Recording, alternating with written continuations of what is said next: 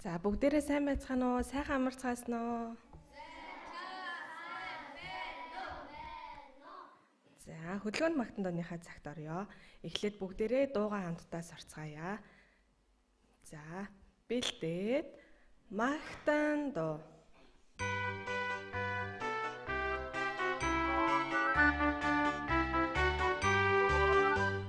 Сонсоод үзээрэй бурахны үү. Библ дотор байгаа шүү. Бурахны амьд оршин байгаа. Үнэхээр гэрчилж байгаа биз. Израиль үндэстэй бурахны гэрчилж байгаа биз. Өөрийн нутагтаа ирсэн Есүсийг загаал мэдэр цоглоо. Бурахны шүүлтийг авч бүх дэлхийгээр тарж бодлоо. Давлан амсан Израиль бурахны гэрчилж байгаа биз. Энд модны сургаал зүйлээ үгэлцэн бурхан Израилийг дахин сэргийлж өөрийн нутагтаа цуглуулж хүчтэй улсыг байгуулав бурахны гэрчилж байгаа биз. За бүгдээрээ босоод хөдөлгөөнөө хамтдаа хийцгээе. За бэлдээд магтан дуу.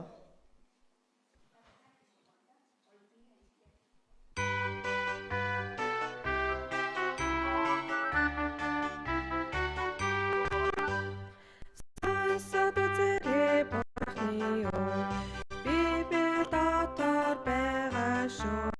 Бурахны амьд оршин байгаа. Үнэхээр гэрчилж байгаа биз. Израиль үндэстэй бурахны гэрчилж байгаа биз. Өөрийн нутагтаа ирсэн Есүсийг загаал мэдэр цоглоо. Бурахны шүүлтийг авч бүх дэлхийгээр тарж бодлоо. Зовлон амсан Израиль бурахны гэрчилж байгаа биз. Нинжир модны сургаал зүрлээ үгэлцэн бурхан Израилийг дахин сэргийлж өөрийн нутагтаа цуглуулж хүчтэй улсыг байгуулав бурахны гэрчилж байгаа биз. За сайхан амарцгаасан уу хүүхдүүдээ. Хамтдаа залбираад эхэлцгээе хүүхдүүдээ. Хайр ба нэгүслэр бэлхэм дүүрэн Бурхан Аава таньда баярлалаа. Энэ удаа Бурхан таны үгнээс суралцах энэхүү боломж цаг хугацаа гаргаж өгсөнд үнэхээр их талархаж байна. Үгийг сонсож байгаа бүхий л хүүхдүүд маань зүрх сэтгэлээ нээгээд үгийг тань хүлээж авч баяр хөөртэйгээр итгэл дотроо амьдрч чадхад та удирдах өгнө. Бурхан таны хэлэгдэж байгаа бүхий л үг баримт нотлохоогоор нотлогдож байгаа энэ бүхий л зүйлд зүрх сэтгэлээ нээгээд хүлээж аван итгэхэд нь та тусалж удирдаарай. Зөрүүдлэж гүжүүдлэхгүй байхаар та сахин хамгаалж өгнө. Ингээд семинарын маань эхлэх цагаас дуусах цаг хүртэлх бүхий л цаг мөчийг эзэн ариун сүнсэнд даатгаад таны хайртай хүү Есүс Христийн нэрээр гуйн залбирлаа. Амен. За бүгдээрээ хоорондоо мэндэлсэн баг тий. За тэгэхээр мэдлэнэ гэдэг бол маш их чухал зүйл гэж багш нар өцтөр хэлсэн тий. За хоорондоо ингээд мэндэлж байгаа хүмүүсээ бие бинийгээ их хүндэлж байгаа учраас бие биендээгээ мэндэлж байна. За дээрэс нь мэдлэх гэдэг зүйл бол за толгоогоо бүхийлгөөд бие биенийхээ өдөөс мэндэлж байгаа нь за үнэхээр хүндэлж байгаа, хайрлаж байгаа тийм илэрхийлэл багхгүй юу? За тийм учраас бие биентэйгээ сайн мэндэлж явах хэрэгтэй, хүндэлж явах хэрэгтэй гэсэн үг. За тэгэхээр өнөөдрийн үгийн эхлэх үг болгож Еврей номны 11-ийн 6-г за хамт уншаад эхлэе. За итгэлгүйгээр таалагдана гэдэг боломжгүй юм. Учир нь Бурханд ойртон буйн тэр байдаг гэдэгт итгэх ёстой. За багш нь энийг тайлбарлаж өгье. Итгэлгүйгээр таалагдана гэдэг боломжгүй. За Бурханд таалагдана гэвэл Бурханы хийж өгсөн бүх зүйлд нь итгэх ёстой. Итгэхгүй байх юм бол Бурханд таалагдах боломжгүй. Яагаад гэвэл Бурхан энэ дэлхийн ертөнцийг бүгднийг бүтээсэн. Тэр бүх баримт нотлогоогоо бид бүхэнд харуулсан. Тийм ээ хөгтөө те? За нар сар одод тэнгэр окторгүй бүгднийг Бурхан бүтээсэн гэдгийг бид бүхэн өчтөр сурсан те? За аянда бий болох ямар нэг зүйл байсан уу? Байгаагүй шүү дээ. Бүх зүйл Бурханы бүтээл байсан те? За тэгвэл Адам Ева хоёрын эден цэцэрлэгт амьдарч байсан. Тэр бүх зүйлүүд нь бүгд баримт нотлоготой үнэн байна. Адам Ева хоёр ч амьдарч байсан гэдэг нь үнэн байна. Эден цэцэрлэг байсан гэдэг нь ч баттай үнэн баримтаараа нотлогдсон тий. Бид бүхэн шалгаж үзсэн шүү дээ. За тэгвэл энэ дэлхий дээр хүн төрлөختөн Адам Ева хоёроор дамжуулаад бүх төрсөн хүн төрлөختөн бүгд гэм нүгэлтэй төрсөн. За ингээд хүн төрлөختөн олширч ихсэх тусам гэм нүгэл нь гарч ирээд маш их бохор завхарсан тийм ээ. За энэ үед Бурхан гэм нүгэлтэй тийм бохор хүмүүсийг хараад зүгээр байх боломжгүй. Бурхан бол гэм нүглийг заавал шүүдэг нэгэн. Заавал шийтгдэг. За тийм учраас л Адам Евээр дамжуулан олширсан тэр олон хүмүүс гэм нүгэл үйлдэх үед Бурхан усаар шүүсэн байж байгаа. За энэ дунд Бурханыг хайрладаг нэгэн хүн байсан нь Ноа гэж хүн байсан. Ноаг энэ аимшигтай шүүлтнээс амьд үлдээхийн тулд маш том авдрыг хийлгэсэн тийм ээ. За ингээд энэ дэлхийг Бурхан 40 өдөр шөнийн турш бороо оруулж усаар шүүсэн байж байгаа. За тэгвэл энэ авдар дотор Ноагийн гэр бүлийн 8 хүн л орсон. Маш олон хүмүүсийг авдар дотор ороорой гэд хаалгаа нээлттэй орхисон тийм. Гэтэл нэг ч хүн ороогүй. Амьтад хос хосоор орж байгааг харсан хэрнээ гайхаж ерөөсөө бишрээд ийшээ ерөөсөө орох ёстой юм байна. Сонирхож үзье гэж нэг ч хүн анхаарал тавиагүй. Тийм гайхалтай зүйлийг харсан хэрнээ зүгээр л энэ ертөнцийн дээр л сайхан байхтаа бодоод тэр Ноагийн авдар руу нэг ч хүн ороогүй. Ингээд 7 хоногийн дараа хаалгыг хаасан. Тэгээд Бурханы шүүлт буусан. Энэ дэлхийг Бурхан усаар шүүлсэн. 40 өдөр 40 шөнийн турш дэлхий дээр бороо асарсан. Ингээд авдрын гадна байсан бүх хүн бүх амьтад яасан бэ? Бүгд шүүлтэнд ороод өгсөн байна. За тэгвэл энэ үйл явдлыг Библиэлд бичсэний дараа бид нар баримт нотлогыг шалгаж үзсэн. Тийм ээ? Энэ дэлхий дээр тэр их 40 өдөр шөнийн турш орсон бороо одоо хүртэл энэ дэлхий дээр хойд өмнөд туйл хоёулаа мөс хэлбэрээр хадгалагдсан байна. Тийм ээ?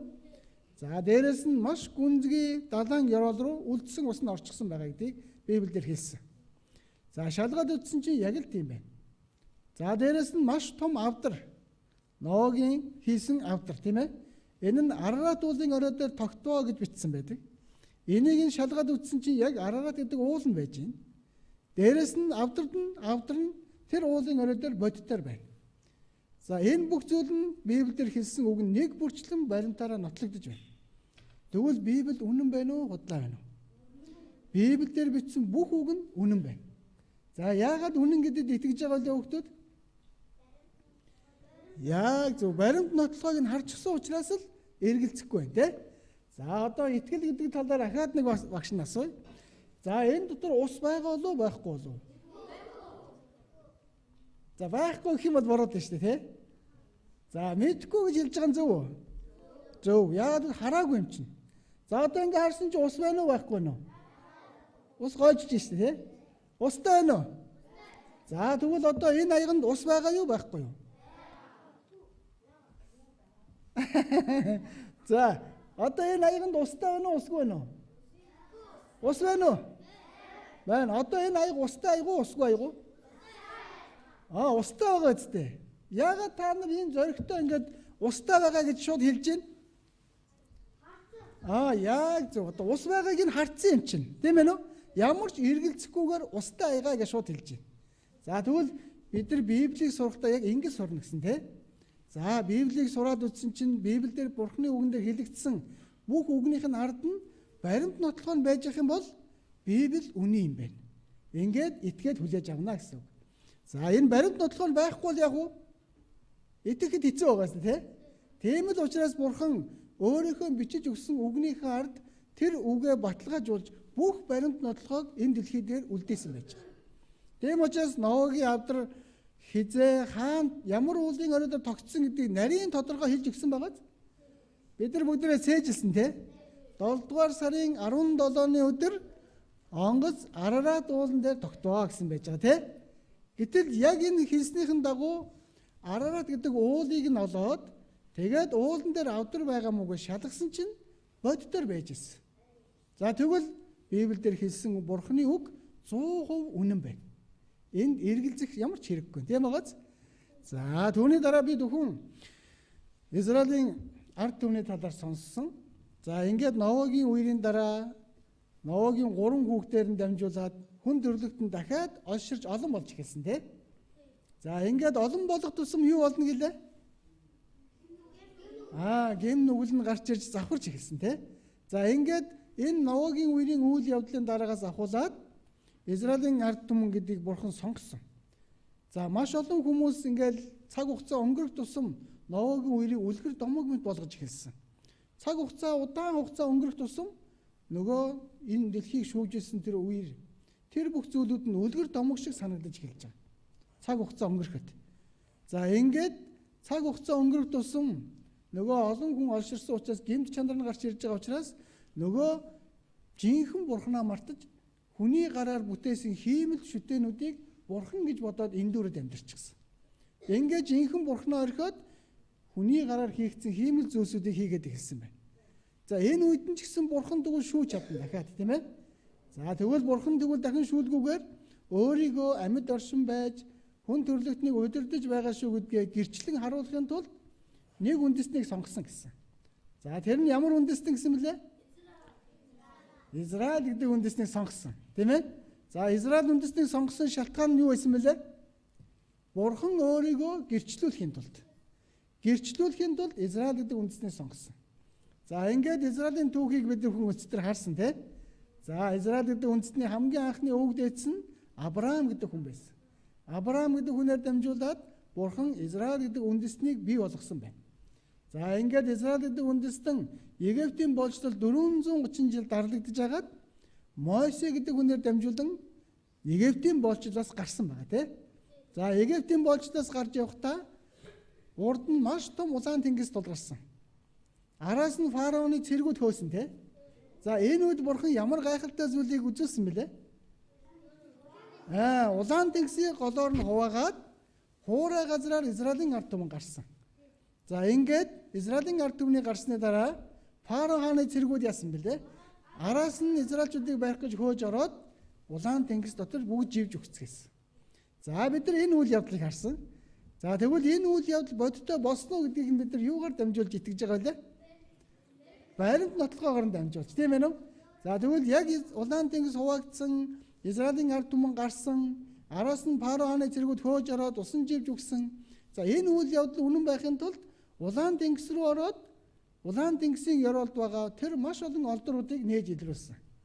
Фарао хааны цэргүүдийн эдэлж хэрглэж байсан морин тэрэг, жад, сэлэм бүх зүйлүүдэнд улаан тэнгисийн ёроолд одоо хүртэл байж байна. Тэгвэл тэр улаан тэнгис бодитоор хуваагдаж Фарао хааны цэргүүд тийш ороод өгсөн гэдэг нь тэр бүх баримтаараа нотлогдож байгаа юм. Тэгвэл Библи үнэн байна. Тийм байгааз? За тийм учраас бид бүхэн одоо үргэлжлүүлээд Израиль үндэстний түүхийг дахиад бүр илүү чухал судлах гэж байна. Израиль үндэстний түүх яг юуг хэлж байгаа вэ? За нэгт нь Израиль үндэстний түүхийг сурах юм бол Бурхан одоо хүртэл амьд байгаа юм байна. Бурхан өөрөө урдчилж Библиэлд бичиж өгчхөөд яг тэр бичснийхээ дагуу энэ хүн төрлөختний түүхийг удирдах байгаа юм байна. За ингэж судлана. За biz Израиль үндэстний түүхээр дамжуулаад бид өхөн Израиль үндэстнийг яаж явж байна? За дуулууртай байна уу, дуулуургүй байна уу? Энэ бүх зүйлээр нь дамжуулаад Бурхан яаж ажиллаж байгаа вэ гэдгийг одоо сурах гэж байгаа. За тэгэхээр бид өхөн Библийг сурах тусам, судлах тусам чухал зүйлийг олж авна. Тийм учраас Исая 34:16 дээр эзний номоос олоод уншигтун гэсэн байна. За бид бүхэн өнөөдөр Бурхны үгнээс сурж байгаа те. За бүгдээрээ тэгэхээр яах ёстой вэ гэхлээр судлах ёстой гэсэн те. За эзний номоос олоод уншаад судлах хэрэгтэй. Тэгээд бодох хэрэгтэй байна. Энэ үг нь үнэхээр яг болсон уу? Яг үний юм уу? Ингээд судлаад үзсэн чинь бүх зүйл нь баримт нотлохоор нотогдчихэвэл энэ библиэр дамжуулаад үннийг олчих юм бол бид нар яах вэ? Баярлна. Тийм байгааз ийм чухал зүйлийг Библиэлд Бурхан бичиж өгсөн юм байна шүү дээ. За одоо тэгвэл Израиль үндэстний түүхийг бүгдээрээ сайн сурах гэж байна. За Израиль үндэстний сонгосон шалтгаан нь Бурханыг гэрчлүүлэхийн тулд, Бурхан өөрийгөө гэрчлүүлэхийн тулд Израилийг сонгосон. Хоёрт нь Библийг бичүүлэхийн тулд. Гуравт нь Есүс Христийг энэ дэлхий дээр ирэхэд Израиль үндэстэн байх ёстой. За ийм гурван шалтгаанаар Израиль гэдэг үндэстнийг Бурхан сонгож байгаа юм. Исая 43:10 дээр та нар миний гэрч нар гэж эзэн айлдаж байна. Израиль үндэстэн бол Бурханыг гэрчилж байгаа ард түмэн. За дээрэс нь Израилийн ард түмэн ингээд улаан тэнгисийг Бурханы гайхалтай хүч чадлаар хуваагаад ингээд Израилийн ард түмэн гарсан. За ингэж Израиль улаан тэнгисийг гатсны дараа бүгдээрээ баяр хөөртэйгээр юу вэ? Бурханы амласан газар руу орж байгаа юм. За гэтэл Бурхан Израилийн ард түмнийг энэ улаан тэнгисийг гатсны дараа шууд Канаан нутаг руу оруулахаас өмнө Израилийн ард түмэнтэй Бурхан гэрээ байгуулсан. За ямар гэрээ байгуулсан бэ? Тэгэхээр та нар миний үгэнд дуулууртай байх юм бол та нарыг би мөнхөд өрөөнө. Тийм ээ? Дуулуургүй байх юм бол аимшигтайгаар шийтгэлийг буулгана шүү. Хараалыг буулгана шүү. За ингэж 3500 жилийн өмнө Израилийн ард түмэндээ Бурхан гэрээ байгуулсан. Египтийн болжлоос гараад улаан тэнгисийг хуваагаад тэгээд гарсны дараа Канаан нутаг руу Бурханы амласан газар руу орохын өмнө Израильчуудтай гэрээ байгуулж байгаа. Энэ нь дуулууртай бол өрөөгдөн, дуулуургүй бол хараагдана шүү гэсэн гэрээ. За ингээд Израилийн ард түмэн тэрүүд яасан бол бүгдээрээ бид үргэлж таны үгэнд дуулууртай байна гэд бүгдээрээ баяр хөөртэйгээр яасан бол Бурханы амласан газар руу баяр хөөртэй орсон. Ингээд гэрээгээ баталгааж бол тамга дарсан байна. Тийм ээ нөө? За гэрээ гэдэг зүйл чинь тамга дарах юм бол бүрэн дэс хүчин төгөлдөр болдог тийм. Ингээд Бурханы Израилийн ард түмэн үргэлж дуулууртай байна гэд бүгдээрээ гэрээ байгуулад Бурханы амласан газар руу бүгд орсон байна. За тэгвэл эндээс бид бүхэн одоо маш чухал зүйлийг сурах хэрэгтэй. Бурхан Израилийн ард түмэнтэй гэрээ байгуулж байгаа нь дуулууртай байвал бүх талын ерөөлийг бүгднгийн өгнө. Бүр ерөөл гэдэг чинь гайхалтайгаар дүүртэл нөгнө. За дуулуургүй байх юм бол бүр аимшигтай хараалыг болгоно. За ингэж хэлсэн. За тэгвэл Израилийн ард түмний түүхийг харах юм бол дуулууртай байхдаа маш өндөрт ерөөгдөж байсан. Бүх улс үндэснээс хамгийн өндөрт нь маш их ерөөлийг авдаг байсан. За Бурханы үгийг үгүйсгээд Бурханаас холдох үедээ маш аимшигтай хараал доромжлыг авч тэрд ёроол дундаг байсан. Яг Израилийн ард түмний түүхийг харах юм бол нэг бол өндөрт ерөөгдөн, нэг бол бүр тэр газар дор ортлоо ерөөгдөн, хараагдана. За ийм ерөөл хараал байсан. За зарим улс үндэстнүүд бол буруу зүйл хийлэх юм бол заана жоохон харагдаад тийм ээ нөө. Тэгэл дуулууртай байх юм бол жоохон ерөөгдөөл ингэж явдаг байсан бол Израильчууд тийм биш. Ерөөгдөх юм бол маш өндөрт ерөөгдөн, хараагдах юм бол бүр газар дор ортлоо аимшигтайгаар зовдөг байсан. Энэ Израиль үндэстний түүх нь ийм байж байгаа. За тэгвэл Израилийн ард түмэнтэй Бурхан байгуулсан гэрээ нь одоогоос 3500 жилийн өмнө хэлсэн үг. Дэдхүүл 28:46 дээр. Тэр бүх хараал чамд болон чиний үр удамд тэмдэг гайхшрал болж үрд байна. Тэр бүх хараал гэж байгааз. Тэгэхээр хараал болгоно гэвэл жоохон хараал биш. Бүр тэр чигт нь аимшигтайгаар үр удамд нь хүртэл аимшигтай зоолон хараалыг болгодог. Тэгээд үр удамд чинь гэж байгааз хараал авсан бол зөвхөн тэр хүн хараал авах биш, үр удам нь хүртэл аимшигтайгаар зовж харагддаг. За бүгдээрээ цэг суугаарай. За наашаа хараарай. За энэ 2 дугаар игнэний захад сууж байгаа хүүхэд царай нь ерөөсө харагдахгүй байна те. Хэн бэ? За наашаа араас цэг суугаарай. Зөв. За тэгээд бүр тэмдэг гайхшрал болж үрд байна. Энэ хараал буулгах юм бол үнэхээр аимшигтай хараалыг буулгана гэж байна. Тийм үү? За эндээс хараарай. Дуулууртай байх юм бол өрөөгдөн, дуулуур бол харагдана. За Израилийн түүх ийм байгаа. За Бурхан Израилийн ард түмний Египтийн боолчлоос гаргах үед Мосегаар дамжуулан тэр 430 жилийн зовлонгоос чөлөөлж өгсөн. За ингээд Бурхан Израилийн ард түмдэд гэрээ байгуулсан. Дуулууртай бол ерөн, дуулуур бол хараан шүү гэсэн. За ингээд Израилийн ард түмэн Йошуагаар өдөрдүүлэн амьдрахдаа дуулууртай амьдэрсэн. Үнэхээр Бурханы үгэнд дуулууртай сайн амьдэрсэн. Түүний дараа шүүгчдийн үе ирсэн. Йошуаг нас тусны дараа шүүгчд Израилийг удирдах байсан. За энэ үед нь харах юм бол дуулууртай байсан үеч байгаа, дуулуургүй байсан үеч байгаа. Энэ шүүгчдийн үе бол үнэхээр нэг хэсэг дуулууртай байх үед нь Бурхан ерөөлийг өгөөд за тэгж яж байгаа л дуулуургүй болоод Бурханаас нуруугаа харуулаад Бурханы эсрэг болчих юм бол Бурхан ямар нэгэн улсыг босгож ирж байгаа л Израилийн ард түмнийг зовоочдөг байсан. За тэр зовлон эдэлж явж байгаа л бид нар үнэхээр буруу амьдарч байна, Бурхан минь гэж эргэхтэн Бурхан дахиад Израилийн ард түмнийг ерөөж ирсэн. Тэгээд зовлонгоос нь ангижруулж ирсэн. Тэгээд зовлонгоос ангижраад сайхан ингээл байж итэл дахиад өөрсдөө яадаг вэ? Бурханыг эсэргүүцээд дахиад гимнүглээ чинь. Тэр үед нь Бурхан дахиад нэг улсыг босгож ирж байгаад дахиад Израилийн ард түмнийг зовно. Ингээд зовлон дотор орохоор дахиад Бурханыг гуйна. Тийм ээ үү? Бурхан бидэнд тусалж өгөөч гэдэг. Тэгээд Бурхан дахиад сэргээж өгдөг. За энэ шүүгчдийн үед бол ийм байсан. За түүний дараа хаадын үе ирсэн. Израилийн ард түмэн шүүгчдэр өдөрдүүлж байгаад бүгдээрээ Бурханы өмнө гомдолсон. Бурхан минь ээ бидэнд бусад улс үндэстэн шиг хааныг бидэнд босгож өгөөч гэсэн. Уг нь бол жинхэнэ хаан нь Бурхан байхгүй юу Израилийн ард түмний. Гэтэл тэр жинхэнэ Бурханаа орхиод хүнээр өдөрдүүлэхийг хүссэн байна. За ингээд Бурхан түүнийг зөвшөөрөөд хамгийн анхны хаан болох Саул гэдэг хааныг босгож өгсөн. За энэ Саул хааны үед амьдарч байсан израилчууд бас хүчрхэг байсан. Түүний дараа Давид хаан болсон. За Саул хаан 40 жил Израилийг удирдсан.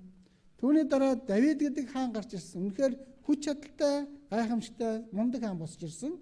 За энэ Давид хааны үед ч гэсэн Израилийн ард түмэн маш хүчрхэг болсон. Бусад улс үндэстнүүдэд одоо ялагдalгүй дайн тулаан хийх болгондоо ялдаг. Ийм хүч чадалтай болсон. Яагаад вэ? Бурханд дуулууртай байгаа л Бурханы үгийн дагуу явах юм бол Бурхан үргэлжил ялалтыг өгж ирсэн. За ингээд Давид хааны үед бол Израилийн ард түмэн маш хүчрхэг болсон. За түүний дараа Соломон хаан гарч ирсэн. Давид хааны хүү гарч ирсэн. За ингээд Соломон хаан гарч ирсэн. Тухайн үед Соломон хааныг хаанчилж байх үед 40 жилийн хугацаанд Израилийн ард түмэн бүр үнэхээр хүчтэй болсон. За Соломон хааны хаанчилж байх үед эдэлж хэрглэж байгаа бид одоо ууж одоо аяг тавг нь бүгдээрээ алт байсан гэж байгаа. Тэгээ Соломон хааны үед юу вэ? Одоо бидний шиг энэ төмөр аяг маяг хэргэлдэг байсан байж тээ шаазан аяг. Тийм ээ нү? Дандаа алтан байсан гэж байгаа. Алт байсан. За мөнгө бол зүгээр ердийн хэрэглээ байлаа гэсэн байж байгаа. Тэгэхээр тийм их баян чинэлэг их хүчтэй, эрх мэдэлтэй байсан. Израилийн ард түмэн. За тийм учраас дайн тулаан хийх болгонд л ялалт байгуулдаг. Маш хүчтэй болж эхэлсэн. За тэгвэл энэ Израилийн ард түмэн ийм хүчрхэг болоод нэг улс руу дайрах юм бол шууд ялаад тэр улсынхаа бүх хэд хөрөнгийг булаагаад авчих. Ийм эрх мэдэлтэй, ийм хүч чадалтай болсон учраас бусад улс орнууд Израилийн ард түмнээс айдаг болж эхэлсэн байна. Яг тэгвэл эд хөрөнгөтэй, хүч чадал ихтэй болсон учраас. Тийм үү? За ингээд Соломон хааны үед бол үнэхээр Израиль бол маш их ерөөлийг авсан.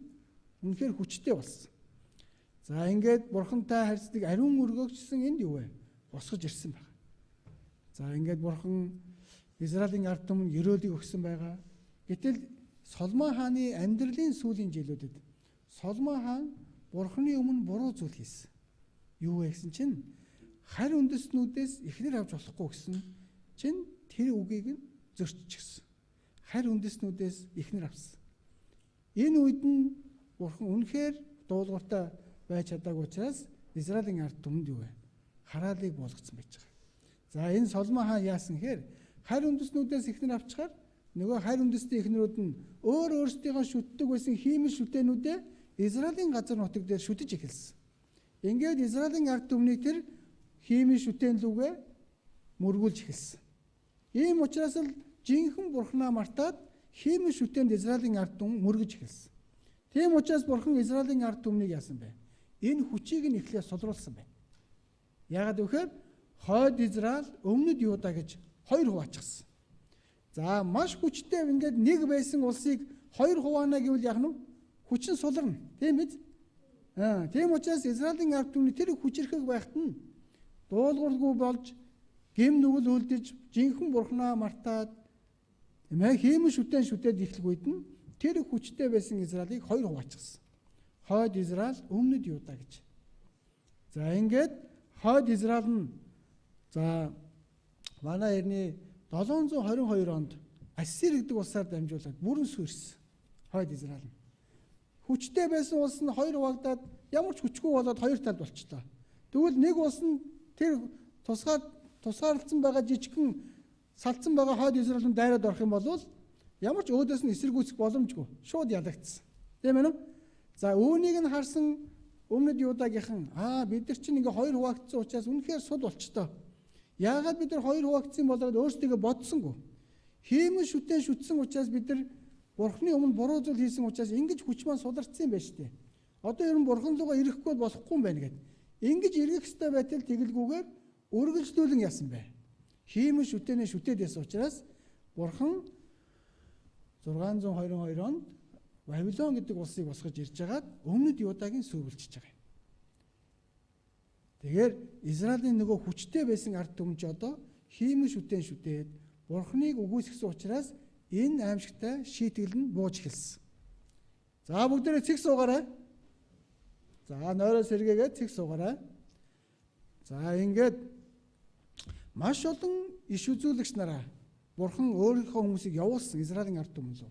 Та нар буруу амьдраад байна. Буцаад бурхан руугаа эрэг, тийм ээ нү?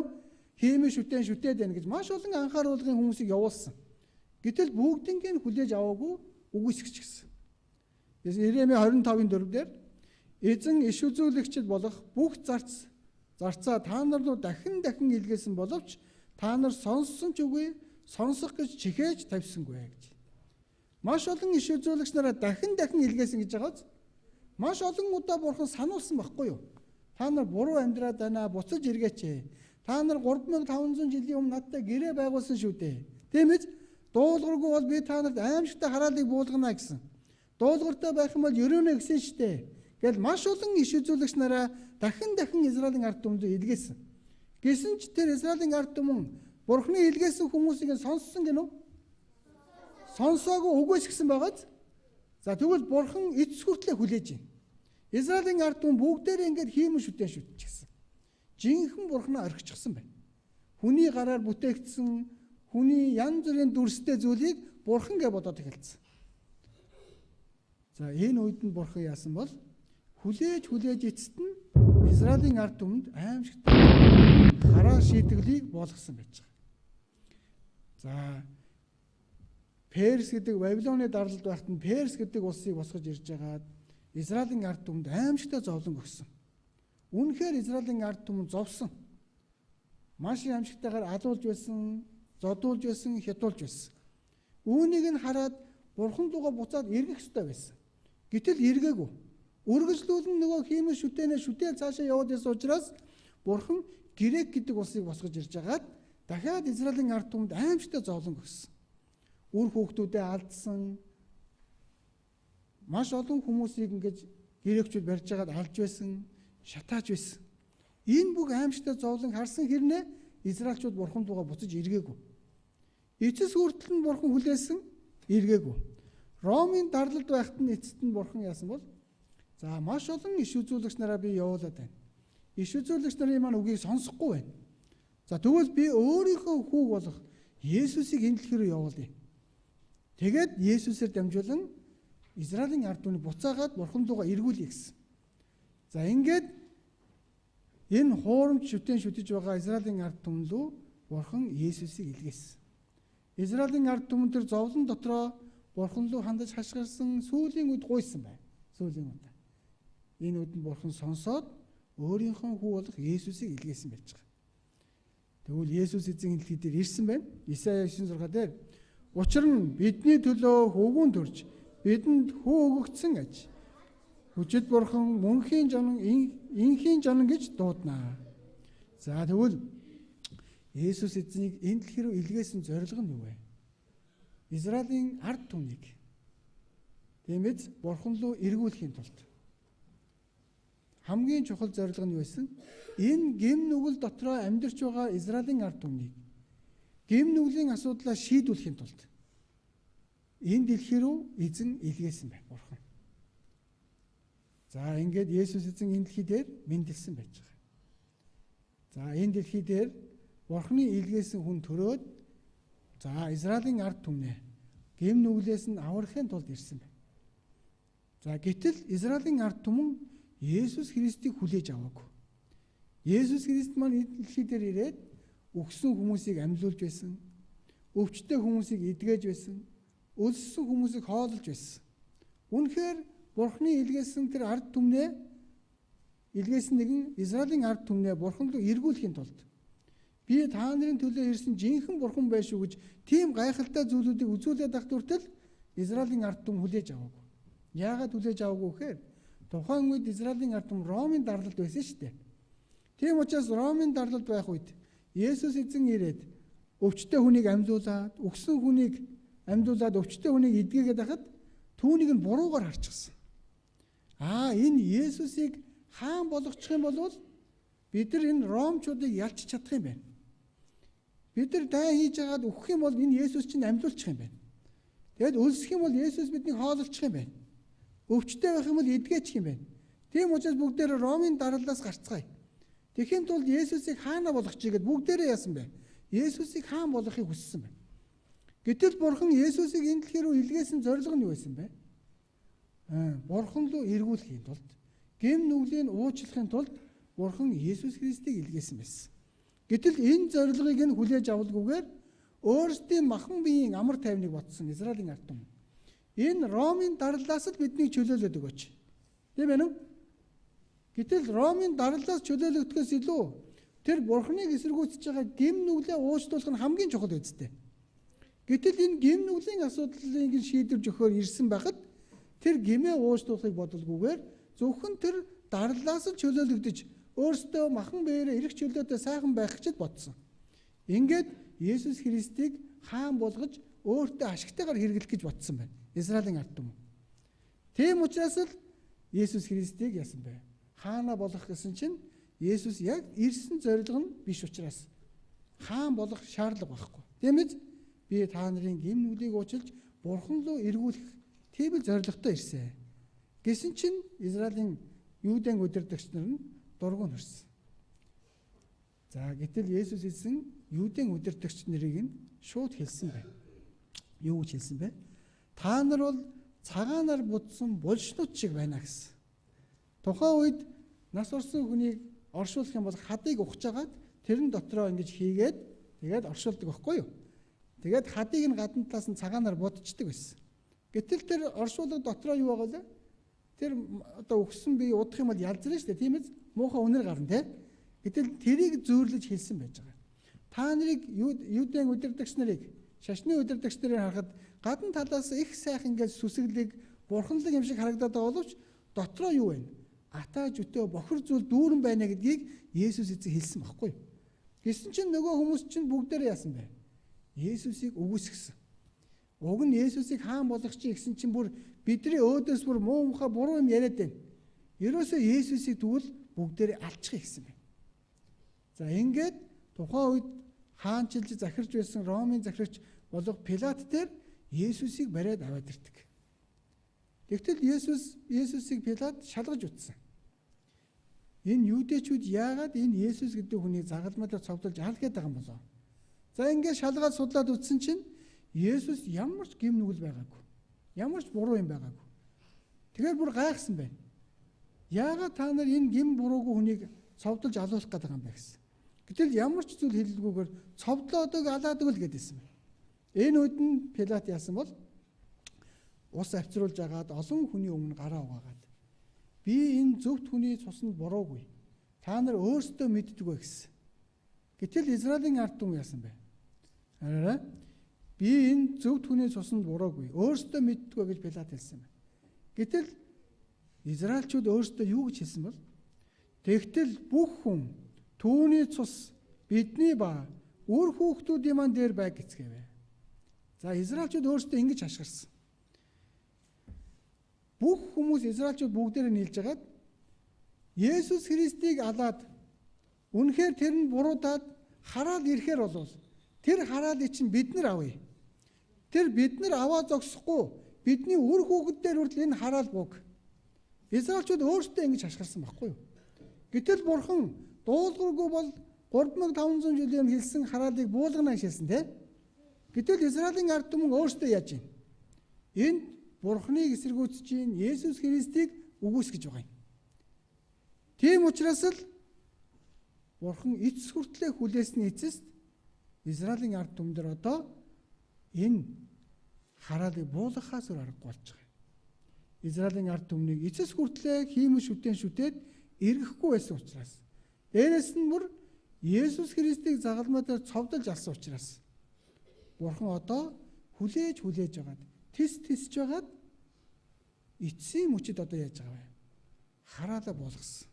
3500 жилийн өмнө хэлсэн гэрээгээ Израилийн ард түмэн өөртөө зөрчсөн учраас тэр бүх хараалыг Бурхан нэг бүрчлэн буулгаж байгаа.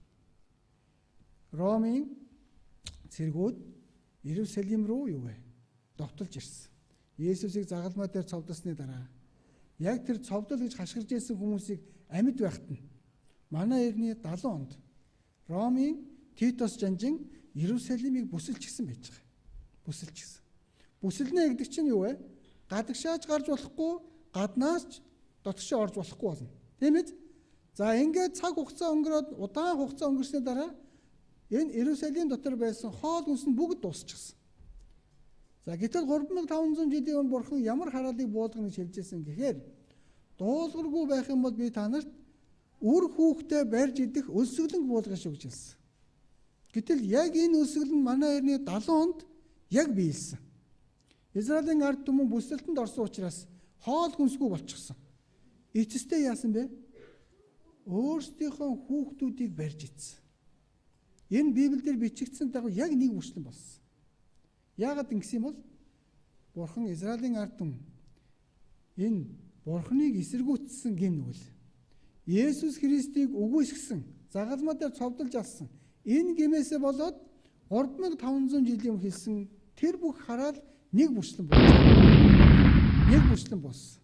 Ингээд Иерусалимыг бүрэн сүрүүлсэн. Анхаараарай. Ингээд Иерусалимыг бүрэн сүрүүлээд Иерусалимд байсан сая 100 хүний бүгднийг алсан. Маш олон хүн байгааз. Ингээд үлдсэн цөөхөн хүмүүсүүдийг нь дэлхийд даяар тараасан байж байгаа. Би та нарыг үндэстнүүдийн дунд тараа. Тэгээд араас чинь элдийг сугална гэж хэлсэн. Дэлхийд даяар үлдсэн хүмүүсийг нь тараачаад очисон газар болгонд нь араас нь элд дагж ирсэн. Элд гэдэг чинь юу вэ? Сэлэм гэсэн үг. Очисон газар болгондоо Израильчууд алуулна гэж байгаа. Тэгээд ерөөл авах байсан Израилийн ард түмэн хараалыг авч хэлсэн. Яагаад хараалыг авч вэ? Бурханыг үгүйсгэж, Бурханы үгэнд дуулуургүй байсан учраас энэ бүх хараал нэг үрчлэн бууж байгаа.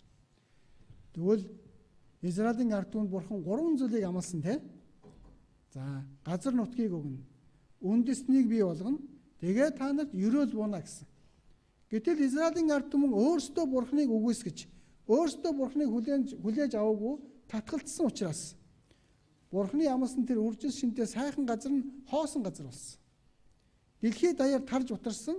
Одоо тэнд ямар ч эзгүй газар болсон. Хоёрт нь үндэстэн бүгд тарж утарсан. Дэлхийд даяар тарсан. Гуравт нь ерөөл авах байсан чинь хараал болчихсон. За анхаараарай. Хоорондоо яриарай. За ингээд Израилийн газар нутаг Бурханыг эсэргүүцснээсээ болоод ийм болсон. Эзгүй цөл болсон байна.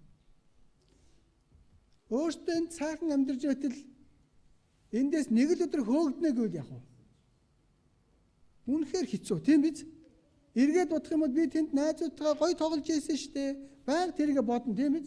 Гэтэл очисон газар болгондоо зодуулаад, загнуулаад байвал ямар ах вэ? Үнэхээр муухай хэцүү байна тийм ээ үү? Израилийн ард түмэн яагаад ийм болсон? Бурхныг эсэргүүцэж дуулуургүй гим нүгэл үйлдсэн учраас өөрсдийн Бурхны амласан газар нутаг дээр амар жимэр сайхан амьдрах байтал тэр газараас хөөгдөж байгаа юм. Очисон газар болгондоо адлагдж алуулж байсан. Энэ бол Бурхныг эсэргүүцсэн дуулуургүй гимээсээ болоод энэ бүх хараалыг авсан. Ингээд Ромын цэргүүд Иерусалимд байсан тэр үнэтэй Бурхантай харилцдаг байсан шижир алтан эдлийг нь бүгднийг булаагаад өөрсдийн газар нутаг руу авчирсан. Ингээд Израилийг бүрэн сүрүүлсэн гэсэн тэмдэг болгож энэ ялалтын хаалгыг барьсан байж байгаа. Энэ ялалтын хаалганыхаа дотор талд нь ийм зураг байдаг. Энэ нь Иерусалимийн ариун өргөнд байсан тэр алтан эдлүүдийг нь бүгднийг бид нар булааж авчирсан. Иерусалимыг ромчууд бүрэн сүрүүлсэн шүү гэдгээ дэлхийн нийтэд харуулж байгаа юм. Иерусалим тэгвэл Израиль маш хүчтэй байсан биз дээ. Тийм биз? Соломон хааны үед бол маш хүчрхэг байсан чинь одоо ямар ч хүчгүй болсон. Тэгвэл ийм хүчтэй байсан улсыг манай ромчууд бүгд бид нар ялж дийлсэн шүү гэдгээ дэлхийн нийтэд харуулж байгаа байхгүй юу? Тэгвэл энийг үнэндээ ромчууд ялсан юм биш. Бурхан Ром гэдэг улсаар дамжуулан Иерусалимд шийтгэлийг болгосон байхгүй юу? Яагаад гэвэл Иерусалимд Израильчууд Бурхныг эсэргүүцэж, Бурхныг үл тоосон учраас л ийм аимшигтай хараалыг авч байгаа. За энэ хүмүүсийг бид нар болоод бидний үр хүүхдүүдийн дээр энэ хараалчин буу гэж хэлсэн дээ. За тэгвэл яг тэр Есүс Христийг үгүйсгэсэн хүмүүсүүд нь амьд байх үед манай эртний 70 онд энэ аимшигтай зовлон хараал болсон. Дээрэс нь үр хүүхдүүдийн маань дээр энэ хараалч гэсэн буу гэж хэлсэн дээ. Тэгвэл бидний амьдарч байгаа яг энэ үед 1939-с 45 оны дэлхийн 2 дугаар дайны үед Герман гэдэг улсаар дамжуулаад үр хүүхдүүд дээр нь энэ хараалыг үргэлжлүүлэн буулгасан. Энэ Германд дэлхийн 2 дугаар дайнд Польшийн Аушвиц гэдэг газарт маш том хорих лагерыг барьж агаад еврейчүүдийг бүгднийг тэнд цуглуулсан. Бүгднийг тэнд цуглуулад нэг өрөөнд одоо дахианы байр шиг тийм өрөөнд бүгднийг оруулаад тэнд хорж байсан. Ийм 9 газар байсан. Маш том хорих лагерууд. Тэнд бүх еврейчүүдийг л дэлхийн өнцөг булан бүрээс барилчилж авчирж байгаа л тэнд хорж аимшигтайгаар зовоодог байсан. Энэ юу гэсэн үг? Бид нар болоод бидний үр хүүхдүүдийн дээр энэ хараал бууг гэж хэлсэн тийм биз? Гэтэл өвөг дээдсийн хэлсэн тэр бодлогогүй үгнээс болж үр хүүхдүүд дээр нь хүртэл энэ аимшигтай хараалыг буулгасан байж байгаа. Хараарай. Ингээд Иерусалимд бүрэн сүрээд дэлхийд даяар тарж бутраад очисон газар болгондоо алуулсан. Үр хүүхдүүд нь ч хүртэл хорих лагерт бүгд ийм аимшигтайгаар зовсон. Тэгээд туршилтаар маш их хүүхдүүд нас орсон байж байгаа. Маш олон хүүхдүүдийг туршилтанд оруулж ирсэн. Энэ аимшигтай зүйл. Яагаад гэвэл бидний үр хүүхдүүдийн дээр энэ хараалчин буу гэж өвөг дээдс нь Бурхны өмнө том дуурсан биз дээ. Тийм биз? Тийм учраас үр хүүхдүүд дээр энэ болсон. хараарай. 엄마! 여기 있어. 무작정 끌려가는 것보다는 이게 나아.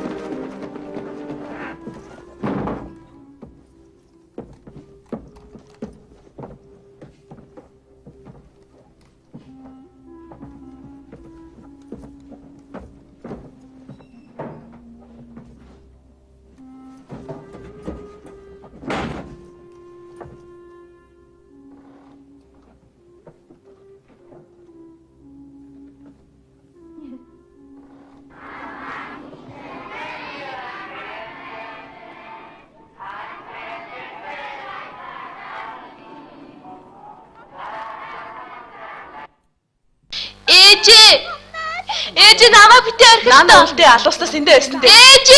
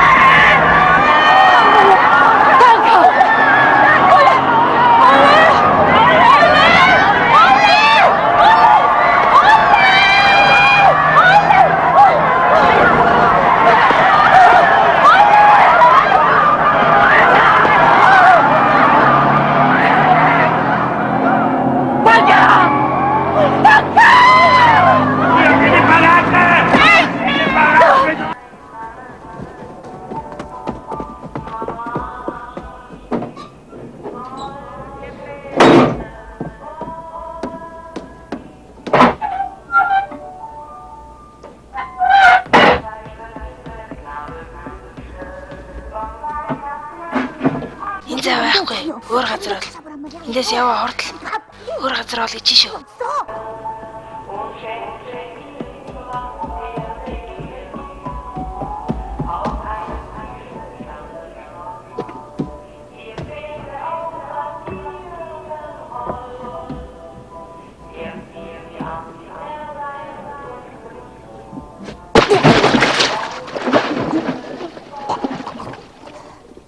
Цаашаа энэ бидний осон газар. Яв.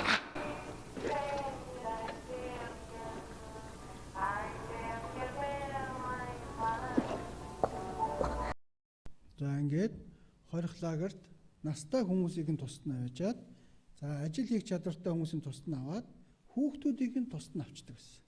Энэ хорих лагерт аав ээжтэйгээ уулзна гэсэн ойлголт ерөөсөө байхгүй. Ингээд тусдаа байж байгаа л тэнд туршилтанд ороод өгдөг байсан.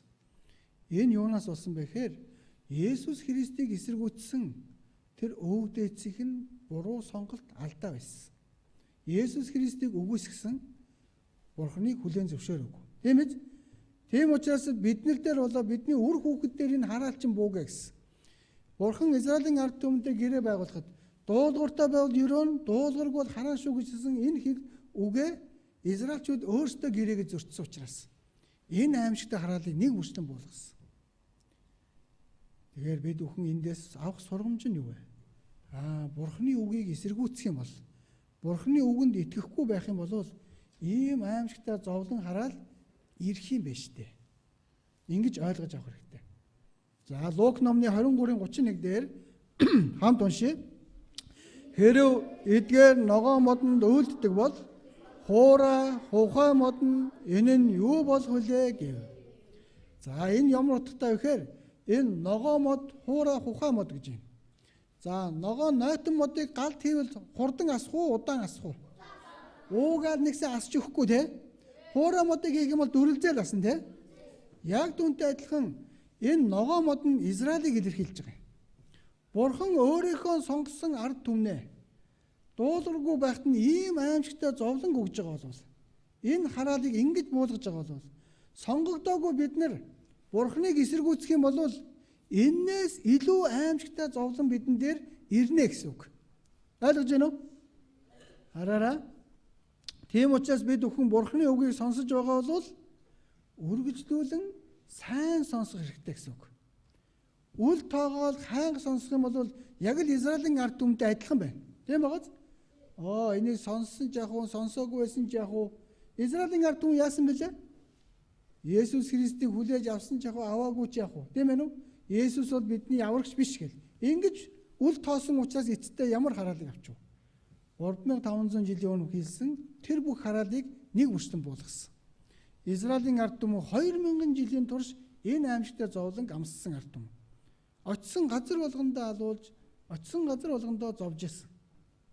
Харин хайр үндэстэн болох бид нар Бурхныг эсэргүүцэх юм бол ингэж Бурхны үгийг сонсох боломж ирсэн байхад үгийг сонсохгүй үл тоосон байх юм бол бүр улам илүү аимшигтай шийтгэл ирнэ. Тийм л учраас үгийг анхааралтай сонсох хэрэгтэй. Ойлгосноо уу? За, Израилийн түүхийг харах юм бол ийм аимшигтай түүх байна. Яагаад гэвэл Бурхныг эсэргүүцэх юм бол, Бурхны үгийг үл тоохол юм бол заавал ийм аимшигтай шийтгэл ирнэ хүүхдүүдээ. Тийм учраас Иохан 14:29 дээр болох үед нь та нарыг итгүүлэхийн тулд болохоос өмнө үүнийг та нарт би одоо хэллээ. Энэ бүх зүйл гарцаагүй болно. Бурхныг эсэргүүцэх юм бол гарцаагүй надад ийм аимшигтай зүйл надад зовлон ирэх юм байна. Тийм байгааз? Тэгвэл энэ болохоос нь өмнө би одоо мэдэж ухаарж ойлгож аваад итгэх ёстой юм байна. Итгэхгүй байсараад энэ аимшигтай зовлон дотор унчихгүй. Сайн анхааралтай харах хэрэгтэй. За тэгвэл Израилийн ард түмэнтэй байгуулсан гэрээ 3500 жилийн өмнөөс эхэлж Израилийн ард түмэнтэй байгуулсан гэрээ өнгөрсөн үед болсон бүх баримт нотлохоо ирээдүйд болох зүйлд нь бүгд нэг үрслэн биелэж байгаа. Энэ бол хүн төрлөختийн түүх. Өмнө нь хэлсэн зүйлүүд нэг үрслэн бидний үед биелж байна уу? Бүгд биелж байна. Тэгвэл Израильд тохиолдсон зүйлсүүд бидэнд бас тохиолдохгүй гэж юу? Яг л тохиолдно. Бурхан Израилийн ард түмэн Бурхныг эсэргүүцсэн учраас энэ зовлон ирсэн бол Бид нар ч Бурхныг эсэргүүцэх юм бол энээс илүү шийтгэл бидэн дээр ирнэ. Тийм учраас Бурхны үгийг сайн сонсож итгэх хэрэгтэй. Хараарай. Ерөөл авах байсан бол хараалаар солигдож байгаа юм. За. Одоо жоохон ядарч явах шиг байна те. За бүгдээрээ жоохон дасгал хийгээд жоохон сэргий. За. Бүгдээр сэг суугаарай. За бүгдээрээ гой босоод за энэ дасгалыг бүгдээрээ хамт хийгээрэй. За юу. За жоохон сэргий. За одоо өглөө 5 цаг сэрсэн гэсэн шүү дээ тий. Сэтгэл нь хөдлөөд үгээ сонсох гол 5 цаг сэрсэн юм шиг байна. Одоо тэгсэн чинь нойр нь хүрээд ихсэн үү? Яг үгийн цагаар нойр нь хүрж болохгүй шүү дээ. За бүгдээрээ босоороо хамтдаа энийг хамтдаа дасгал хийгээд гой сэрэгцгээ юу хтүүдээ. За.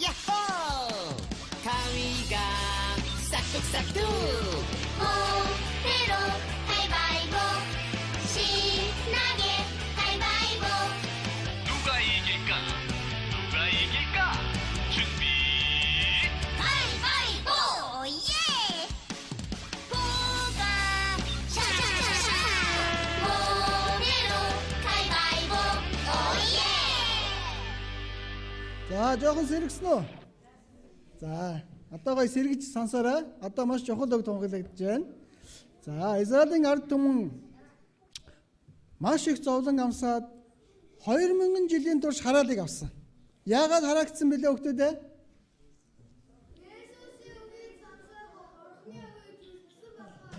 Бурхны үгийг эсэргүүцэж гэрээгээ зөрчсөн учраас дуулуургүй байдлыг гаргасан. Есүс Христийг хүлээж аваагүй загалмаа дээр цовдлсон учраас тийм ээ нү?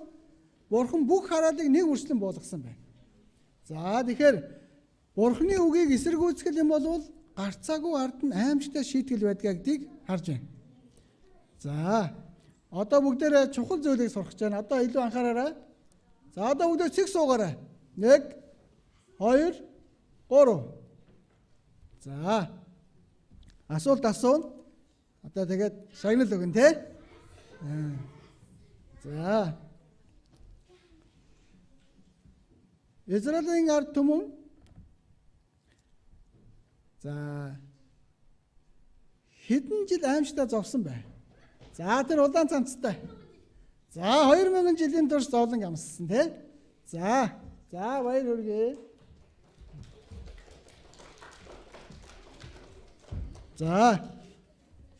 За санхаараарай. Израильчууд ямар гэрээ зөрчсөн бэ? За энэ хар удаалагтай.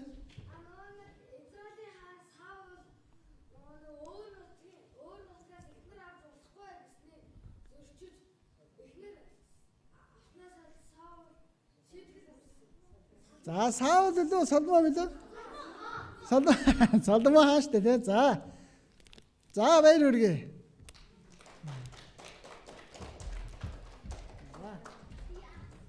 За шийтгэл авсан шалтгаан нь ерөөсө дуулуургүй байдаг шүү дээ. Тэ? Соломон хаан дуулуургүй байдлыг гаргасан тий. Тэгэхээр Бурхны үг нь дуулуургүй байх юм бол гарцаагүй шийтгэл ирдэг. За одоо үргэлжлүүлээд Израилийн ард түмний түүхийг дахиад харах гэж байна. За сая бол Израилийн ард түмэн бүгд хараагдсан, дэлхийд даяар тарж утарсан 2000 жилийн турш очсон газар болгондоо алуулж байгаа. За ингээд Израиль үндэстэн бол дэлхийн түүхнээс арчигдлаа гэж харж ирсэн. Израиль үндэстэн одоо байхгүй болчихлоо. 2000 жилийн турш очсон газар болгондоо алуулна гэвэл Израиль үндэстнээс хүн үлдсэн болов? Бараг үлдээгүй гэж харж байгааз. За гэтэл Библиэлд ийм чухал үг байсан. Изекэл 36-гийн 19-с 20 дээр би бас тэднийг үндэснүүдийн дунд тарааж тэд улс гүрнүүд даяар хөөгдсөн. Тэд очих улсуудаа очмогцоо ариун нэгэн нэрийг минь бузарлав. Учир нь тэдний тухай эдгээр нь эзний ард түмэн боловч түүний газраас гарав гэж яригдсан. За тэгэхээр яасан байна? Израилийн ард түмэн дэлхийд даяар тар дутраад очсон газар болгондоо Бурхны нэр бузарлагдаж байсан байна. Юу гэсэн үг вэ гэхээр Израилийн ард түмэн нэг улсад яваад очих юм бол тэр улсын хүмүүсүүд израильчуудыг юу гэж хэлсэн бэ? Та нарыг сонгосон Бурхан байдаггүй юм байна шүү дээ. Хэрвээ та нарыг сонгосон Бурхан чинь байдаг бол та нар юу гэж ингэж зовж амьдрах юм? Ингэж Бурханы нэрийг бузруулж байсан. Зааш анхаараарай. Цэг суугаарай. За яагаад Бурханы нэрийг бузруулж байсан гэж байна? За очсон газар болгондоо очиж алуулж байгаа шалтгаан нь юу вэ? Та нарыг сонгосон Бурхан байхгүй юм байна. Та нарын сонгосон Бурхан чинь жинхэнэ байсан бол та нар ингэж зовж амьдрахгүй байх байсан. За ингэж хэлээд Израилийн ард түмнийг яадаг байсан бэ? Аимшигтайгаар зовоож алдаг байсан байна. Тэр болгонд Бурханы нэр яаж юм? Бузралгдаж байгаа юм. Жинхэнэ Бурхан энэ Израилийн ард түмнээр дамжуулаад яаж юм? Бузралгдаж нэр нь юу вэ? Муугаар хэлүүлж байна гэсэн үг байна. За жишээ нь манай хүүхдүүд хичээл дээр ээж авдаа болохоор би онц сурж байгаа гэж хэлээд байна. Гэтэл яг хичээл дээр ингээд очисон чинь онц сурахгүй хичээл дээр байнга өөмөлдөг. За тэгэх юм бол хэний нэр гарах вэ? Ээж аавын нэр гарна үсттэй. Уг нь бол ээж авдаа их сайн сураад байгаа, миний хүүхд их сайн мундаг гэж ээж аав нь бодоод байсан чинь сургууль дээрээ харсан чинь байнга өөмөлдөг хичээлээ хийдгүү. Тэгэх юм бол багш нар тэр хүүхдийг юу гэж хэлгүүлээ? Энэ хэний хүүхд вэ? Тэрний хүүхдтэй гэвэл яах нь? Ээж аавын нэр муугаар хэлүүлж байгаа үсттэй. Тийм байгааз? Яг түүнтэй адилхан. Израилийн ард түмэн очсон газар болгондоо алуулаад, очсон газар болгондоо юу Бурхны нэр бузралгдаж байсан байна. Тийм учраас л Бурхан яасан бэ? Өөрийнхөө амьд оршин байгаа ариун Бурхан гэдгээ гэрчлэн батлаж бусад үндэстэнгүүдэд харуулахын тулд Израилийн ард түмнийг дахин сэргээнэ гэж хэлсэн байж байгаа. Одоо дэлхийд даяар тарж бутарчихсан. Тэгээд очсон газар болгондоо алуулж байсан. Израиль гэдэг хүн үлдээгүй ингэж түүхнээс хүн төрлөختийн түүх харж итэл Библиэлд энэ үг бичээстэй байсан. Энэ дэлхийн түүхэнд дахиад Израиль гэдэг үндэстэн дахин босч ирнэ гэж бичсэн байна. Энэ яаж боломжтой байх юм бэ? Энэ хүн төрлөختөд ингэж харж байсан байхгүй юу? Гэтэл хүмүүс хоорондоо ярьдаг байсан. Ингээд. Хараарай. Яаж ийм зүйл болох юм? Израиль гэдэг үндэстэн одоо байхгүй байна шүү дээ. Дэлхийд даяар тарж утаад очсон газараа алуулж ирсэн юм чинь. Энэ үг биелэх боломжгүй байхаа гэж харж ирсэн. За гэтэл Бурхан яасан бэ? Яг хэлсэн үгийнхэн дагуу Изекиэл 36:24 2600 жилийн өмнө энэ үгийг хэлсэн байсан. Учир нь би та нарыг үндэснүүдээс гаргаж та нарыг хамаг нутгаас цуглуулж та нарыг их нутагт чинь аваачих болно. Энэ үгийг тухайн үед байсан хүмүүс ерөөс ойлгоогүй. Яаж дэлхийд даяар тарж утраад очсон газар болгондоо алуулаад өгчихсэн нэг ч Израиль хүн үлдэх боломжгүй болсон байхад энэ үед яаж Израиль үндэстэн дахин сэргэх юм? Энэ боломжгүй үг байна. Тэгэхээр Библи худлаа байна гэд олон хүн ингэж харж ирсэн. Гэтэл гайхалтай зүйл болсон.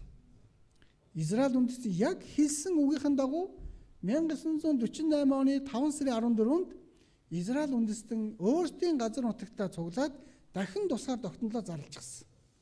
Энийг дэлхийн түүхэнд гайхамшиг гэж хэлдэг байхгүй юу? Нэг үндэстэн бүр устж алга болчоод дахиад буцаж цуглаад дахиад Израиль үндэстэн гараад ирлээ гэд дэлхийн нийтэд зарлж байгаа. Энэ бол хүний бодлоор хүний хийж чадах зүйл ерөөсөө биш. Зөвхөн Бурхан л энэ хэлсэн үгээ биелүүлж Бурхан л энэ бүх зүйлийг боломжтой болгоно. Тийм л учраас Израилийн түүхийг харах юм бол боломжгүй зүйлийг бий болгож байгаа нь ганцхан Бурхан. Тэгэхээр Библиэлд бичигдсэн бүх үгийг Бурхан өөрөө амьд оршиж байгаа учраас нэг бүрчлэн биелүүлж байгаа юм. Хэрвээ Бурхан байхгүй байсан бол энэ үгийг хэн ч биелүүлэхгүй. Тийм биз? Дахин сэргэнэ гэж 2600 жилийн өмнө хэлсэн үгийг хэн биелүүлэх вэ? Израильчууд өөрсдөө уншиж хагаад за бүгдээрээ буцаж цуглаад нэгдэх ёстой юм байна гэд дэлхийн өнцөг булан бүрээс бүгдээрээ нэгдэх үү? Үгүй тэгж чадахгүй шүү дээ, тийм ээ үү? Гэтэл Бурхан өөрөө энэ хэлсэн үгээ биелүүлэхийн тулд дэлхийн өнцөг булан бүрээс Израилийн ард түмнээ өөрсдийн газар нутгаар цуглуулсан. Энэ бол Бурхны хийж чадах ажил. Тийм учраас Бурхан Библиэлд бичиж өгчхөөд 2600 жилийн өмнө бичиж өгчхөөд тэр үгээ өөрөө биелүүлж байна. Тэгвэл Бурхан одоо ч гэсэн амьд оршиж байна. Үгээ өөрөө биелүүлээд байна. Тийм байгааз хэрвээ амьд оршоогүй бол энэ үгийг хэн биелүүлэх вэ? Хэн ч биелүүлэхгүй. Тийм байгааз ингээд Израилийн түүхээр дамжуулан бид нар юуг харж байна? Бурхан амьд байгаа юм байна. Миний итгэх гэж байгаа энэ Бурхан чинь амьд оршдог Бурхан юм байна. Тийм учраас амьд байгаа учраас л ёроолыг өгч чадна. Мөн дээрэс нь хараалыг ч өгч чадна. Ойлгож байна уу? За, Бурхан байхгүй бол ёроол хараалыг өгч чадах уу? Чадахгүй шүү дээ. Ёроол хараал хоёрыг өгөөд байгаа нэг нь юу вэ? Амьд байгаа учраас өгж байгаа юм. Ийм учраас Израилийн түүх бол юу вэ? Бурханыг гэрчилж байгаа ард түмэн. За, энэ Израилийн ард түмэн ингээд буцаад их газартаа яг Бурханы хэлсэн үгийн дагуу буцаад их газартаа бүгд цугласан. Цуглахад энэ газар нь хоосон эзгүй цөл болсон гэсэн тийм. Гэтэл ийм байсныг Израилийн ард түмэн буцаж цуглаад одоо ийм хүчрхэг болгосон. Эзгүй цөл байсан газарт ургамал ногоо ургаж үзэгсэндээ сайхан болж эхэлсэн. Дэлхийд даяар ингэж аимшигтай зовж тарж утарсан ард түмэн одоо хүчрхэг болж эхэлсэн. Ингэж тарж утарсан байсан байна. Тийм ээ үү? Одоо буцаад их газартаа бүгд цуглаж байна. Дэлхийн өнцөг булан бүрээс Бурханы хүслийн дагуу Бурханы хүч чадлаар бүгд одоо цуглаж байна. Очсон газар болгондоо алуулж байгаа хүмүүсүүд чинь их нутгаар явъя гэж яах нь вэ? Тэр болгоо явуулах нь уу? Явуулахгүй шүү дээ, тийм биз? Гэтэл Бурханы хүслийн дагуу Израилийн ард түмэн буцаж цугласан.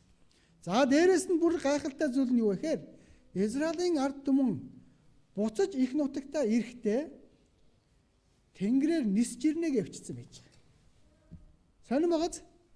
Гэтэл энэ 2700 жилийн өмнө Исая гэдэг хүнээр дамжуулаад Бурхан энэ үгийг хэлсэн. Үүл мэд өөрөндөө буцах тагтаанууд мэд нисэж бай тэд хэм бэ? 2700 жилийн өмнө Израилийн ард түмэн дэлхийд даяар тарж бутарчаад буцаад их нутагтаа Бурханы хүслээр цуглахдаа газраар биш дээгүүр нисэж ирнэ гэж байна. За, тэгтэл яг энэ үг нь биелсэн болов? Одоо харах хэрэгтэй тийм. Яг тагтаа шиг нисээд ирнэ гэсэн. Гэтэл 2700 жилийн өмнө онгоц байсан уу? Тэр үед бичсэн, тэр үед байсан хүмүүс бол нисэж ирнэ гэдэг үгийг ойлгох уу? Ойлгохгүй шүү дээ, тийм ээ үү? За, энэ бол дахин тарж бутардсан дэлхийн түгнээс арчигдсан байсан Израиль үндэстэн за дахиад цуглана гэж байна. За, энэ нь ч боломжгүй байхад бүр цуглахтаа хүртэл нисэж ирнэгээ бичсэн байх юм. Энэ бүрч боломжгүй шүү дээ. Тэгэхээр л Библи худлаа байна гэж бодож байсан байхгүй юу? Гэтэл бидний үед юу болсон бэ? Яг энэ үг нь нэг үрслэн байсан. Онгоц бүтээгдсэн одоо бүтээгдсэн. За, ингээд онгоц бүтээгдээд яг хэлсэн үгийнхэн дагуу Израилийн ард түмэн дэлхийн өнцөг булан бүрээс их нутаг руугаа бүгдээрээ нисэж ирсэн. Израилийн ард түмнийг дэлхийн өнцөг булан бүрээс их нутагт нь авчрахын тулд маш олон онгоцыг яасан бэ? Түрээсэлсэн байж байгаа. Ингээд олноор нь суулгахын тулд онгоцныхын сандлыг нь хүртэл авч агаад олон хүний тэр онгоцон суулгаад нисгэж авчирч байсан. Энэ дэлхийн түүхэнд болсон гайхалтай зүйл байхгүй юу? Ингээд Израилийн ард түмэн 2600 жилийн өмнө хэлсэн үг 2700 жилийн өмнө нисэж ирнэ гэсэн үг биелэж байна уу? Биелж байгааз Бурхан яг хэлсэн үгээ нэг бүрстэн биелүүлж байгаа юм. Энэ бол Бурханы хүслээ гэсэн үг. Үүнийг хараад Бурхан үнэхээр амьд байгаа юм байна. Библиэлд урьдчилж хэлсэн үгээ нэг бүрслэн биелүүлээд байгаа юм байна гэдгийг бид нар харж чадна. Энийг хараарай. Этиопийн еврейчүүд тэд өөрсдөө Израилийн гэр гэсэн утгатай Бэдэ Израиль гэж нэрлэдэг. Бэдэ Израиль нь бусад израильчуудтайгаа хэдэн мянган жилийн турш тусгаар амьдарч байсан юм. 1991 оны 5 сард Этиопид үлдсэн байсан 50 мянган Бэдэ израильчуудыг эх орон руу буцаахын тулд Соломоны тактикийг 36 цагийн туршид бусад израильчууд нь хэрэгжүүлсэн байна. Этиопийн еврейчүүд нь нэг үе Африкт оршин сууж захирч байсан хүчрэг аваг байсан юм. Тэд Мектана гэдэг өндөрлөг бус газрыг ноёрхож байв. Тэд Бурхны хуулиас сурлаж тууштай захиж Ерүслэмд хүчрэг хэрэм байсан гэдгийг сандаг хүмүүс байв.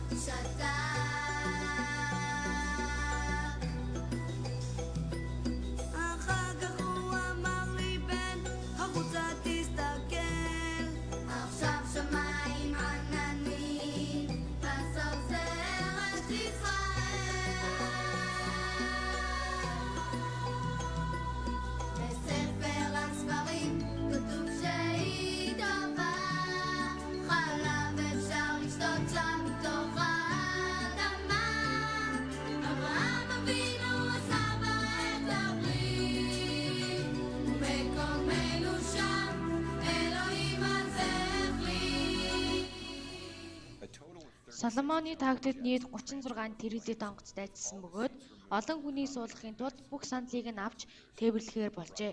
Бэдэ израилчууд тэдний шинэ эх орон Израиль руугаа шилжүүлэгдэв.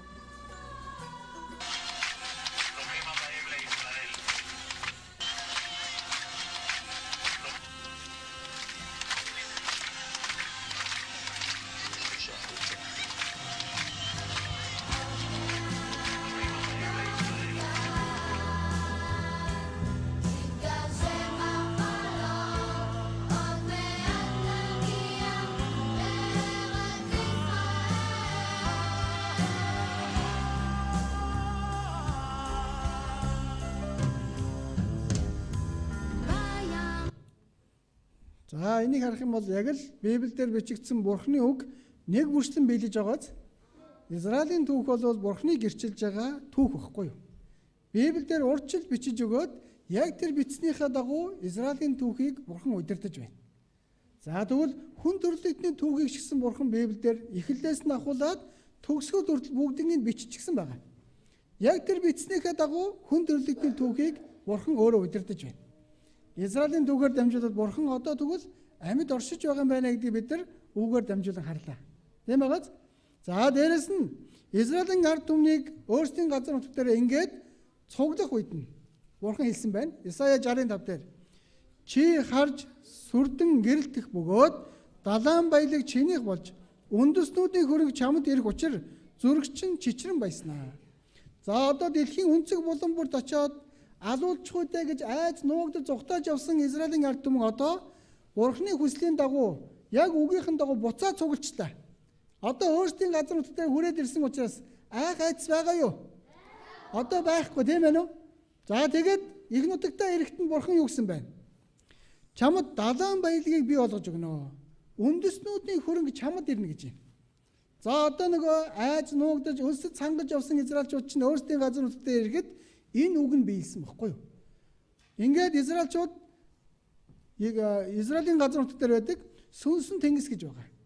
Энэ сүнсэн тэнгис бол маш их давсны агуулмж өндөртэй учраас тэнд хүн ороод усанд орох юм бол живнэ гэж байхгүй. Хөвөл гараад ирдэг.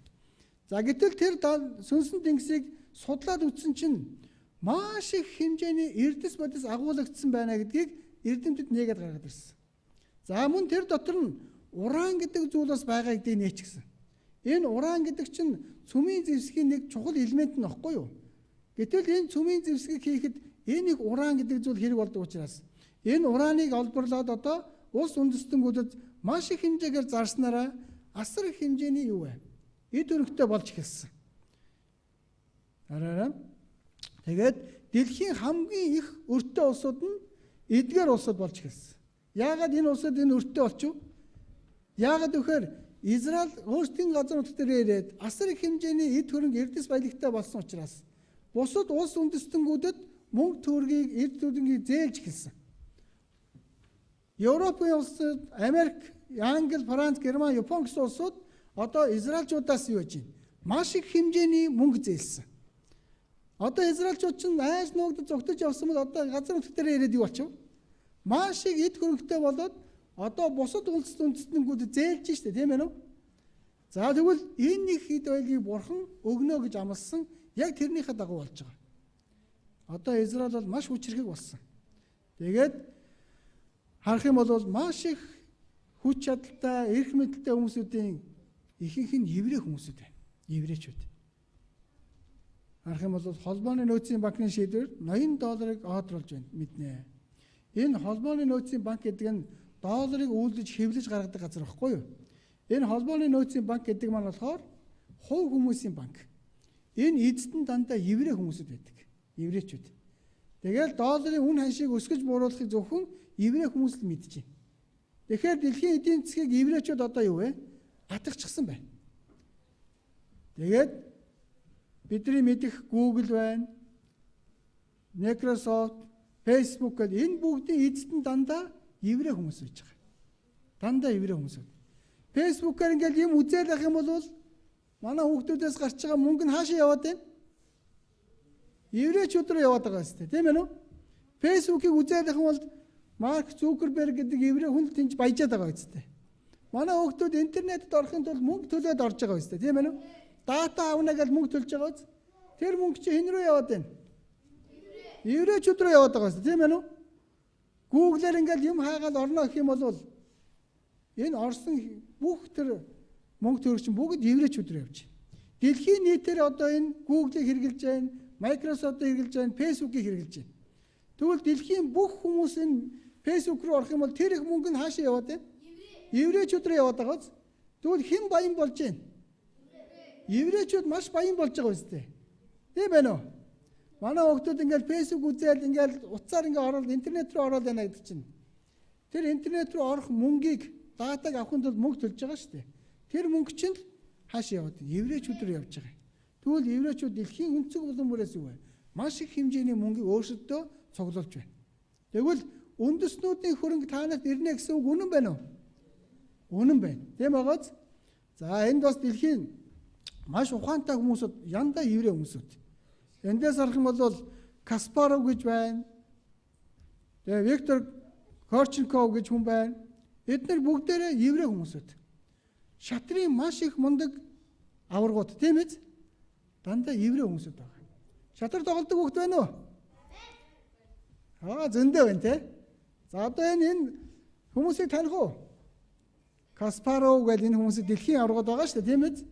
Энэ бүгдээрээ еврей хүмүүсүүд, маш ухаантай. Энэ их мэрэгэн ухааныг хэн өгсөн бэ гэхээр Бурхан өгсөн байна. За дээрэс нь харах юм бол ийм их одоо Microsoft, Intel, Insight одоо тэгээд Starbucks гэдэг энэ бүх том брэндүүд чинь бүгдээрээ эзэд нь еврейчүүд. Манай хүүхдүүдийн нэг харж байсан зүйлүүд байгаад байгааз. Бүгдээрээ юу вэ? Еврей хүмүүсийн эзэмшилд байдаг.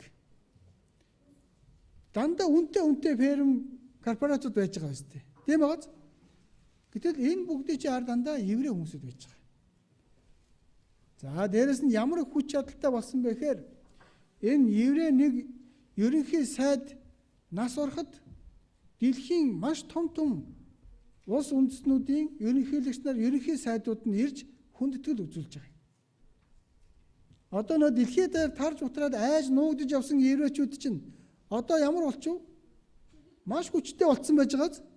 За энэ улс үндэстний ерөнхийлөгч нар ерөнхий сайдууд нь энэ Израилийн нэг ерөнхий сайд нас ороход ирж хүндэтгэл үзүүлж байгаа нь ямар учиртай юм болоо? Үнэхээр энэ Израилийн энэ ерөнхий сайдын өмнө ирээд хүндэтгэл үзүүлэхгүй болвол үнэхээр тэр улсын эдийн засгийг хоосон болгочихно. Долларын хан шиг чангаруулаа ичнэ. Тийм ээ нү? Тэр улс руу долларыг мөнгө төрөөр шилжүүлэхэ болчихно. Тэгэхээр тэр улсын эдийн засаг бүр хэцүү болно. За ингэхгүй тулд одоо нөгөө еврейчүүдтэй одоо их ийм найрамдалтай сайн байхын тулд яаж юм? Бүгдээрээ хурж ирж байна. Еврейчүүдийг одоо эсэргүүцэх юм бол яах нь вэ? Улс орн хэцүү байдалд орно. Тэгэхээр Израиль хэрэг хүчтэй болчих одоо маш хүчтэй болсон байгаа зү. Одоо израильчууд дэлхийг яаж байна? Захирч байна. За маш их мөнгөтэй хүн бусдыг захирч чадахгүй юу? Чадна шүү дээ, тийм байгааз. Тэгвэл израильчууд маш их мөнгөтэй болчихсон. Маш их эд хөрөнгөтэй болчихсон. Тэгээд одоо бусад улс үндэстнүүд зээлдэг. Тэгээд зээлээ төлж чадахгүй бол яах вэ? Тэр газар нутгаас нь дуртайгаа авна. Тийм ээ. Мөнгө зээлчин чинь мөнгө өгч чадахгүй байх юм бол тэгвэл оронд нь би энийг чи авлаа гэх юм тэр хэлж чадахгүй. Юу ч хэлж чадахгүй тэгтгэл гин тийм ээ. Гэтэл еврейчүүд одоо дэлхийг юу вэ? Энэ эд хөрөнгөөрөө мөнгө санхүүгээр одоо захирч байна. Дэлхийн эдийн засгийг еврейчүүд одоо барьж байгаа. Одоо маш хүчрхэг болсон. Хараарай. Исая 60:22 дээр хамгийн өчүүхэн нь 1000 болж хамгийн дорой нь хүчрхэг үндэстэн болно. Эзэн би цагт нь яарвчлуулах болно. Яг Бурхны хэлсэн үгийн дагуу 2700 жилийн өмнө хэлсэн үгийн дагуу хамгийн өчүүхэн 1000 болно гэж юм. Израиль үндэстэн бол хамгийн өчүүхэн байсан. Жижигхэн байсан те. За тэр нь 1000 болж хамгийн дорой нь хүчрхэг үндэстэн болно гэсэн. Яг энэ үгийн дагуу нөгөө дэлхий дээр тарж утраад алуулаад хөөгдөж явсан тэр улс үндэстэн чи одоо юу вэ? Маш хүчрхэг болчихлоо. Тэгээд эзэн би цагт нь яарвчлуулна. Энэ ямар утгатай вэ? дэлхийн төгсгөлийн үед Израиль үндэстнийг бурхан дахин нэг удаа сэргэнэ гэсэн яг тэр үгийн дагуу Израиль үндэстнийг сэргээсэн. Одоо Израиль маш хүчрхэг болчлоо. Тэгвэл хүн төрлөختний түүх одоо удахгүй дуусах гэж байна. Бид бүхэн Израилаар дамжуулаад юуг олж авсан бэ гэвэл бурхан Израилийн түүхээр дамжуулаад өөрийгөө амьд гэдгээ гэрчилж байгаа юм байна. Библиэлд бичсэн үгээ нэг бүрслэн биелүүлж байна. Тэгвэл амьд байгаа учраас үгээ нэг бүрслэн биелүүлж байгаа юм байна. Хэрвээ байхгүй байсан бол энэ үгийг хинж биелүүлэхгүй. Дээрээс нь Израилийн ард түмэн дуулуургүй байх үед тэгж аимшигтай хараалыг авсан бол тэмээд дуулууртай байх юм бол ерөөлийг авна гэж хэлсэн. За одоо Израилийн ард түмний дахин сэргээсэн шалтгаан нь ерөөсөө дэлхийн төгсгөлийн үед Израилийг дахин нэг удаа сэргэнэ гэсэн. Яг энэ хэлсэн үгийнхэн дагуу Израиль үндэстэн одоо дахин сэргээд маш хүчрхэг болчихлоо. Тэгвэл хүн төрлөختний түүхийн төгсгөл бидний яг энэ амьдарч байгаа үе. За тийм учраас энэ Израиль үндэстний хэр их хөгжиж хүчрхэг болсныг нь хараарай. Ингээд зовж явсан шүү дээ, тийм ээ? Тэгвэл одоо ямар болцсон бол? Одоо үнэхээр гайхалтай хүчрхэг болсон байна. Энийг харъя.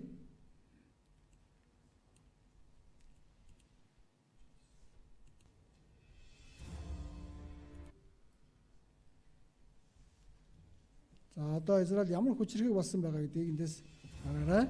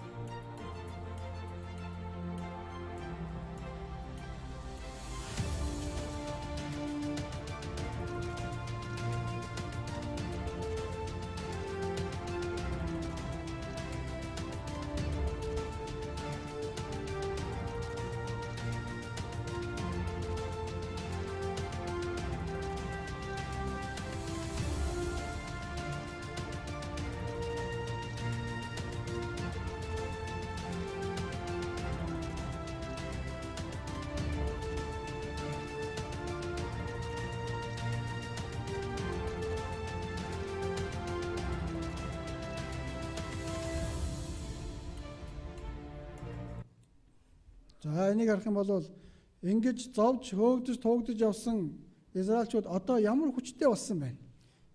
Бурхны хүслийн дагуу энэ дэлхийн төгсгөлийн үед дахин нэг удаа сэргэнэ гэсэн үг нь бидний үед биелсэн байна. Тийм үү? За тэгвэл дараагийн цаг дээрээ илүү чухал зүйлийг бид нар сурах гэж байна. За одоо эхний цагийг бүгдээр ингээд дуусгая. За тэгээд хэсэг завсарласны дараа дараагийн маш чухал цаг эхэлнэ. Одоо үлдэж байгаа цагууд бол үнэхээр унтаж болохооргүй тийм чухал цагууд Бурхны үг тунхаглагдах учраас одоо сайн сэргээд аваарай. Ойлгосноо? За хамтдаа залбираад өнөөдөр эхний үгийг дуусгая. Хайр ба нэгүслэр бэлхэм дүүрэн Бурхан аваа таньда баярлалаа.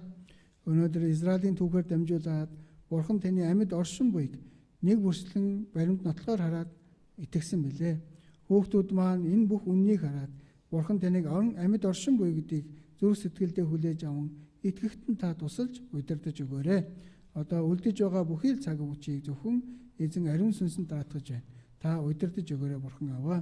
Хүүхдүүд маань үг сонсож байгаа зүрх сэтгэл нь илүү их нээгдээд илүү сэргийг сонсож чадахад нь та тусалж удирдах өгөөрэй. Ингээд бүхий л зүйлийг таны хүчит мөдөртөө атгаад таны хайртай хүү Есүс Христийн нэрээр гуйн залбирлаа.